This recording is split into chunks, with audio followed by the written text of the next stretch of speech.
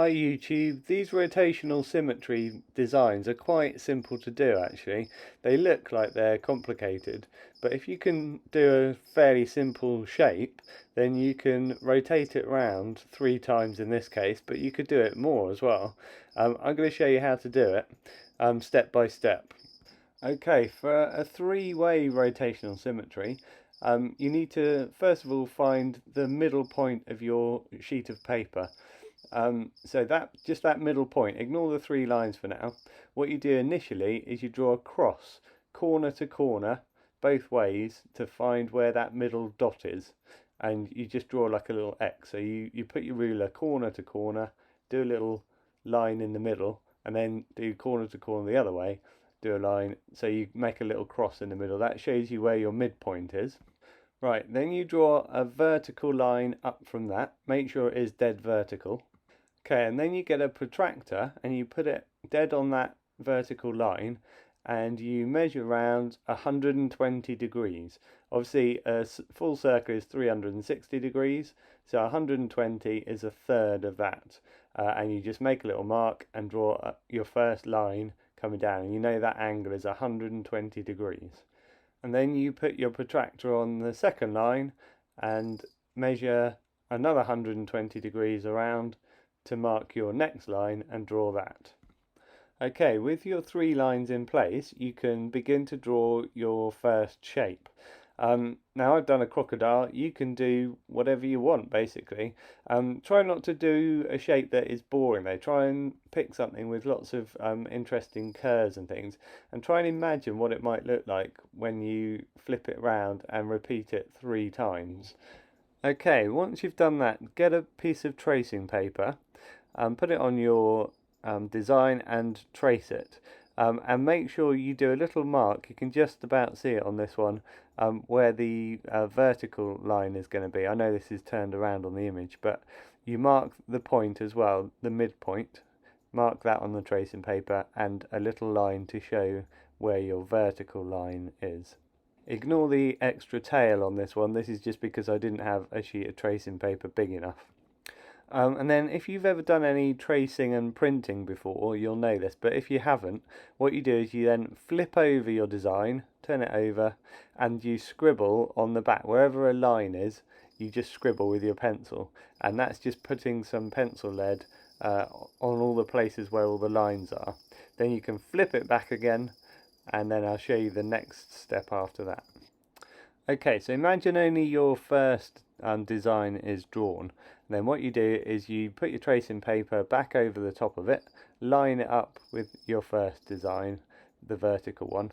And then what you do is you put your pencil or a sharp point in the middle, and then you rotate it around that midpoint. And what you're doing is you're lining up where you'd made that little vertical mark with the next line around. And then what you do is you trace through that next design, and then you just repeat that again. Just make sure that you position the middle and spin around from that middle point each time, and then you line up that vertical line again with the third line around, and repeat the process. Draw your design for the third time, and then you'll end up with something like this. Okay, so on mine, what I did was I ended up going back and drawing a whole load of sort of scales and back plates and things on the crocodile. And then I traced that through and did the same thing, just repeated that, scribbled on the back, span it round 3 times to repeat all of the scales and back plates. But you don't have to do that. It depends how complicated a design you want to do. You can make these really complicated, or you can make them really simple, just with simple shapes, repeating those. And if you think about it, we're doing a design that rotates around 3 times. You could always do a design that rotates around 6 times.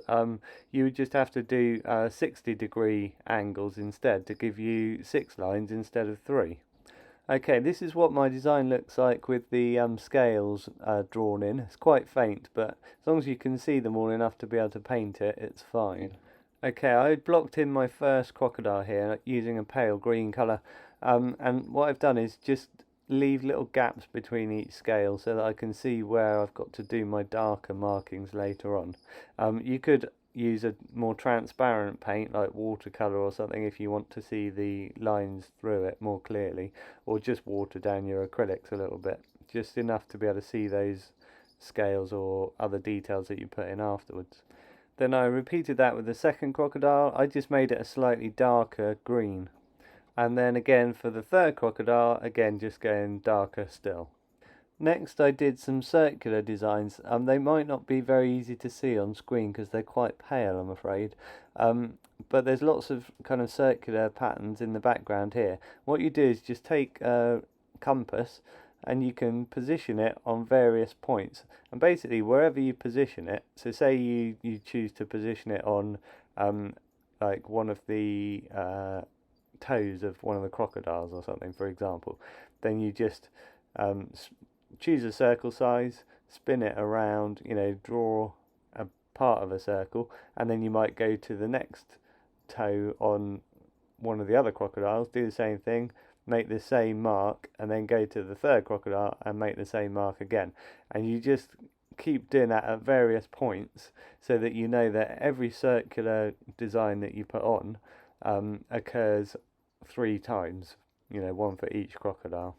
Okay, as I block in the various parts of my circular design, they'll show up more clearly. You'll be able to see exactly what I did.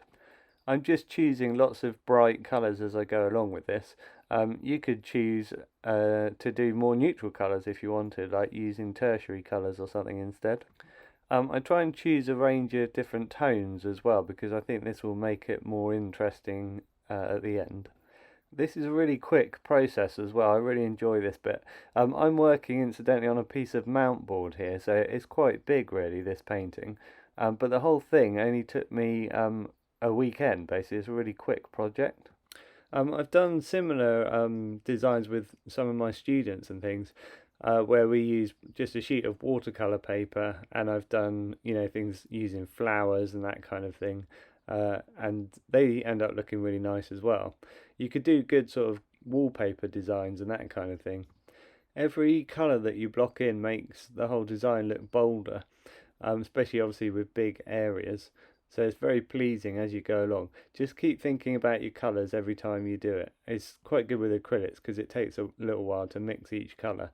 So you can really kind of put some thought into the colours you use as you're doing it. All these blocking in stages are also called killing the white, just getting rid of the white areas. It might be hard to see what I've done between this image and the previous one. This was just the thin yellow lines that I've just added. And then the pale blue circles, some purplish pink bits, a few more orange sections, a few extra dark purple sections, and some pale pink sections. Okay, at this point I decided to do the background black. This can really make bright colours pop out, so I really like the idea of doing it black. You could do a really complicated kind of background and add further shapes and things in behind it, but because I wanted to keep it as just a quick kind of weekend project, this blocking in of black is really quick to do. So you can see what I've done is go around the edge of the whole thing first, and just black in around, because this is the bit that is obviously hardest to do because you're going and you're having to do a neat edge around everything. But then blocking in the rest of the black to the edges of the mount board is really quick to do. Then I just started with a dip pen and some black ink to go around the edges of the crocodiles. Then I filled in all their scales, just going around the edges of all of them. This took a bit longer, but again, you don't have to do something that's as complicated as this. You could do a simpler design that doesn't have all these scales and things, and that will save you a lot of time. I also did black outlines around all the circular design as well. This just crisps everything up and makes it a lot bolder looking. Okay, I could have left it as it was in the previous image, but right at the end of paintings and things, I quite like to have a look and just say to myself, what else can I do to improve it even more? So what I've done here is I switched from my dip pen, which gave a kind of a thicker outline, to a fine rotring pen, and I've just used this to do all the kind of round scale patterns on the sides of the crocodiles, and then I've also used it to do hatching along some of the edges and things on the circular design, and under the crocodiles and that sort of thing. So this adds kind of just some kind of drop shadow sort of effects, and just makes the whole image look a lot more kind of professional. And it's worth doing. I think the whole of that only took me like 2 or 3 hours, something like that. So I think it's definitely worth doing. I was just going to mention that I use rotring ink as well, both with the dip pen and with a rotring pen, just because it is so black that it really stands out. It's much blacker than any other inks that I've ever used.